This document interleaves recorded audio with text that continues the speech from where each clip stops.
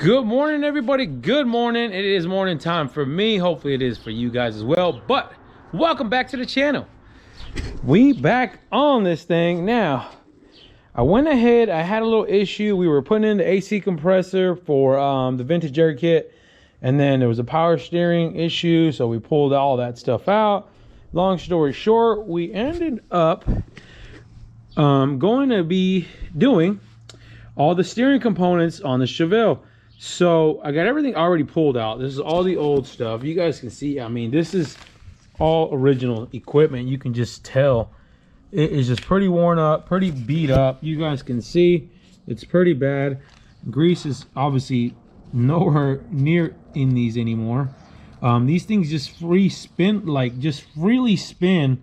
You can't even I had a hell of a time getting the nuts off, the castle nuts, because they just spin when they were on the actual other components. So but we finally got them off, and also we got a new, I wouldn't even say new, we had this one actually rebuilt. We have a local place here in town that rebuilds them. I just sent it out to get rebuilt. It looks real good, looks brand freaking new. This thing looks so good. But let me show you guys what I'm talking about. Oh, look at that, Christmas came early. Yes sir. So Proforged, I don't know if you guys know who Proforged is. They specialize in steering components, chassis components, and so we actually ordered these from 80s Performance. We got a nice kit for you guys here. We're going to be replacing all of that junk with this new upgraded stuff. Let me open this stuff up and see what we're working with. And we're also going to be referencing these old inner and outer tie rods. So you want to keep those intact, because you want to have the length for those, so that way you can adjust the new ones to the same length as those, so that way you have the same geometry. So let me open this stuff up so you can see what we're working with.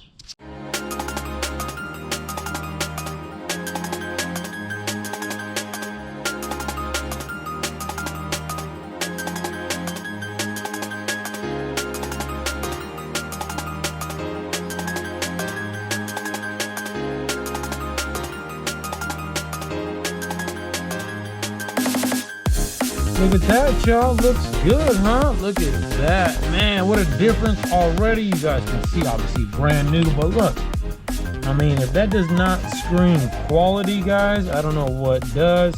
Proforged, check them out, guys. I've been using them for a long time in all my cars. I mean, I had a kit like this on my 96 Impala as well, but check them out. They can get pretty much anything for these cars. But this is the component kit we're going to be using to replace that junk. Let's go ahead and also assemble these real quick. We're gonna put these inner and outer tie rods together. They also come with all the pins that you're going to need, all the safety pins, cotter pins, and then all your grease fittings as well. So we're going to put all that stuff together. We'll slap it on here so we can get the steering components back on the car, so we can actually turn the wheels again, right?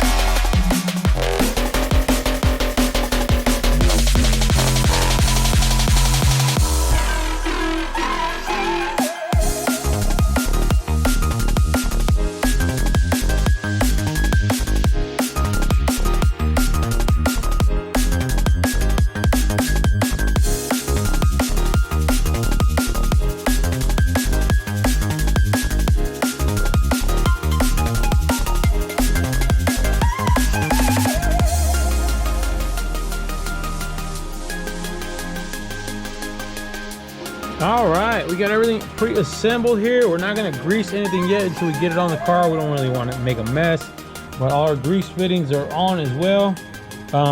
Guys, big thing though, big thing I forgot to mention earlier is that these idler arm and inner and outer tie rod, I should say, are two separate ones. So just be wary about that, because what it is that the threads are on backwards, like they thread on backwards on one and versus the other, and that's designed that way so they don't come out. Now You also can see the difference too. There's a part number here. There's a F20. I don't know if you guys can see it, if we can focus. F20, and the other one's a E20, I believe. Let's see here. Yeah, the other one's an E20. So just remember, inner and outer tie rods, two separate ones. So F20, E20. So make sure you guys put one of each and then thread it on backwards too. I believe the F20 is the one that goes on backwards. But let's get this idler arm installed first, along with these center link and then inner and outer tie rods. And then we got to get that gearbox installed as well too, so that way everything connects to each other. Let's get to it.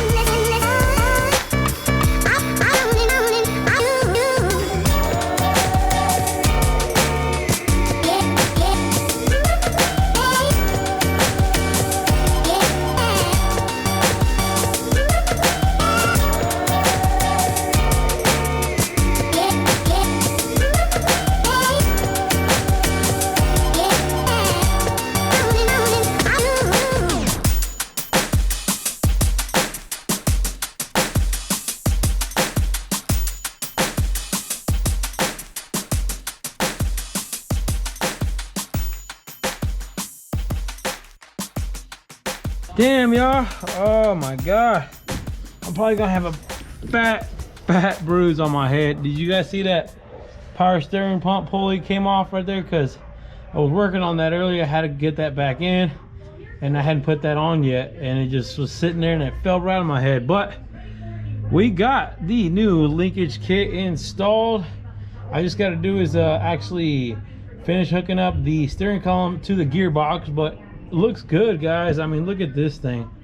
That's gonna cut away a lot of that play that she had before.